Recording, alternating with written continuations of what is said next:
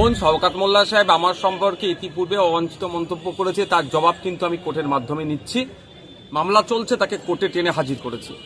আবারও যদি এই ধরনের কোনো মন্তব্য করে থাকি, আমি ভিডিও আমার কাছে এসে পৌঁছায়নি, আমি দেখব, তাকে আবারও কোর্টে টেনে নিয়ে যাব। ওর অবাঞ্ছিত মন্তব্যের জবাব আমি অবাঞ্ছিত মন্তব্য করে দেব না, আমি আইনের মাধ্যমে এর জবাব দিয়ে চাইবো। এবং যে কথা বলেছে আইনের মাধ্যমে তাকে প্রমাণ করতে হবে, না হলে তার বিরুদ্ধে মানহানি মামলা আমি করব। এটা বলে রাখছি, এবারকে ছাড়বো না। আর যদি আমি অনৈতিক দেশবিরোধী কার্যকলাপের সাথে যুক্ত থাকি, আমাকে স্পিকার স্যার এখনো কেন অ্যাসেম্বলিতে অ্যাক্সেস দিচ্ছে, কেন আমাকে রেস্ট্রিকেট সেখানে করছে না, সেখান থেকে কেন আমাকে বহিষ্কার করছে না? তাহলে কি স্পিকার স্যারের কাজের উপরে সে আগুন তুলে দিচ্ছে শওকত সাহেব? না রাজ্যের মুখ্যমন্ত্রী তথা স্বরাষ্ট্রমন্ত্রী, পুলিশ মন্ত্রী কেন আমার বিরুদ্ধে ব্যবস্থা গ্রহণ করছে না?